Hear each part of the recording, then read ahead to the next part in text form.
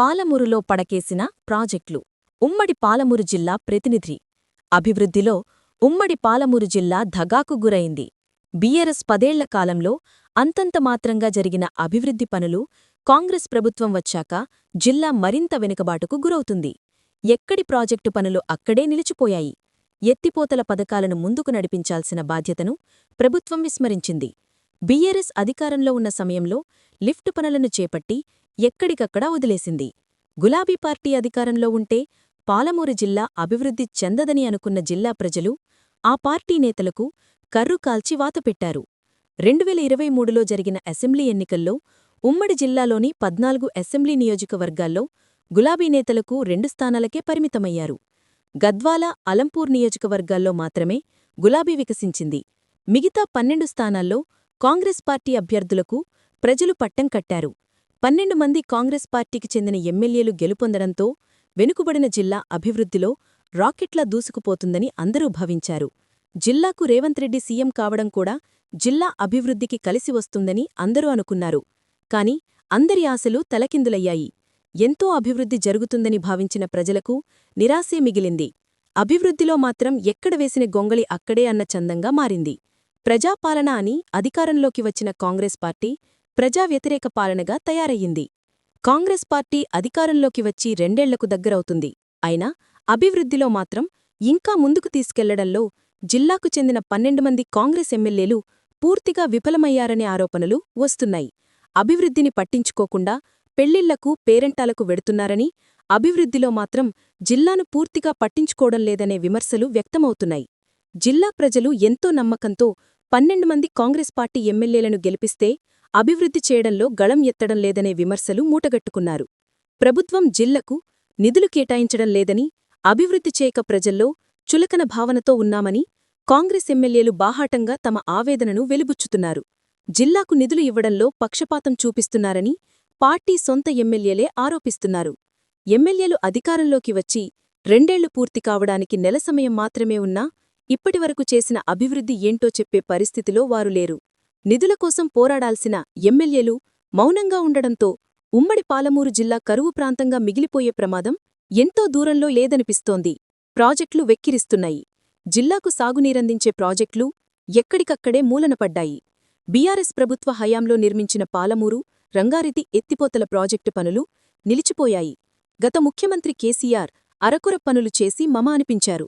కాంగ్రెస్ ప్రభుత్వం వచ్చాక ఈ ప్రాజెక్టు పనులు ముందుకు సాగుతాయని అందరూ అనుకున్నారు. కాని ప్రభుత్వం వచ్చి 2 ఏళ్లవుతున్నా ప్రాజెక్టు పెండింగ్ పనులు చేపట్టేందుకు పైసా కూడా విదిలించలేదు. ఎన్నికల ముందు కాంగ్రెస్ పార్టీ నాయకులు మాత్రం తాము అధికారంలోకి వస్తే పెండింగ్ ప్రాజెక్టులను పూర్తి చేస్తామని ప్రగల్భాలు పలికారు. వారు గెలిచి ఇంతకాలమైనా ప్రాజెక్టు పనుల్లో తట్టెడు మట్టి తీయలేదు. దీంతో పాలమూరు, రంగారెడ్డి ప్రాజెక్టు ప్రస్తుతం మరుగున పడిపోయింది. ఈ ప్రాజెక్టు పరిధిలో కొల్లాపూర్, నాగర్ కర్నూల్, జడ్చర్ల, మహబూబ్నగర్ నియోజకవర్గాలు ఉన్నాయి. కొల్లాపూర్ నియోజకవర్గానికి మంత్రి జూపల్లి కృష్ణారావు ప్రాతినిధ్యం వహిస్తున్నా ఈ ప్రాజెక్టు పూర్తి చేయడంపై ఏనాడూ పెదవి విప్పలేదు. మహబూబ్నగర్, నాగర్ కర్నూల్ ఎమ్మెల్యేలు కూడా ఈ ప్రాజెక్టుపై దృష్టి పెట్టలేదు. ఈ ప్రాజెక్టు పూర్తి చేయడం కోసం ప్రభుత్వం వద్ద ఎన్నడూ తమ గళం విప్పలేవి. ఒక్క జడ్చర్ల ఎమ్మెల్యే అనిరుద్ రెడ్డి మాత్రం పాలమూరు, రంగారెడ్డి ప్రాజెక్టు పూర్తి చేయాలని నిలదీస్తున్నారు. అయినా ప్రభుత్వంలో చలనం కనిపించడం లేదు. ఆగిపోయిన నారాయణపేట, కొడంగల్ లిఫ్ట్. నారాయణపేట, కొడంగల్ లిఫ్ట్ పనులు భూసేకరణ వద్దే ఆగిపోయింది. వెంటనే భూసేకరణ చేసి రైతులకు పరిహారం ఇచ్చి ప్రాజెక్టు పనులు పూర్తి చేయాలని సీఎం ఆదేశించినా ఫలితం లేదు. భూములు ఇవ్వమని రైతులు అంటున్నా అధికారులు వారిని సంప్రదించి ఒప్పించే ప్రయత్నం జరగడం లేదనే ఆరోపణలు తీవ్రంగా ఉన్నాయి. ఈ ప్రాజెక్టు పరిధిలో మక్తల్, నారాయణపేట, కొడంగల్ నియోజకవర్గాలు ఉన్నాయి. ఇందులో కొడంగల్ నియోజకవర్గం నుంచి సీఎం రేవంత్ రెడ్డి ఉండగా మక్తల్ నియోజకవర్గం నుంచి మంత్రి వాకిటి శ్రీహరి ఉన్నారు. నారాయణపేట నియోజకవర్గం నుంచి కాంగ్రెస్ పార్టీ ఎమ్మెల్యే పర్ణికరెడ్డి ప్రాతినిధ్యం వహిస్తున్నారు. అయినా ఈ ప్రాజెక్టు పనులు వీరికి పట్టడం లేదనే విమర్శలు ఉన్నాయి. కాంగ్రెస్ ప్రభుత్వం హయాంలో ఈ ప్రాజెక్టు పనులు పూర్తయ్యే అవకాశం కనిపించడం లేదు. గద్వాల నియోజకవర్గంలో గట్టు ఎత్తిపోతల పథకం మరుగున పడిపోయింది.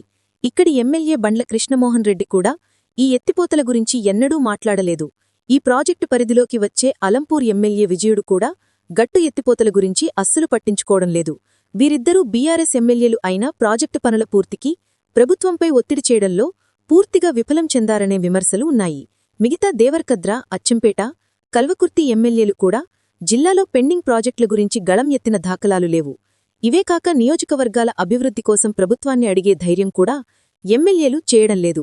సీసీ రోడ్లు, ఇందిరమ్మ ఇళ్లు, Kalyan Lakshmi, Shaadi Mubarak, CM relief fund వంటి పనులు మాత్రమే చేస్తున్నారు తప్ప శాశ్వత పనులు చేపట్టడంలో విఫలమయ్యారనే ఆరోపణలు ఉన్నాయి.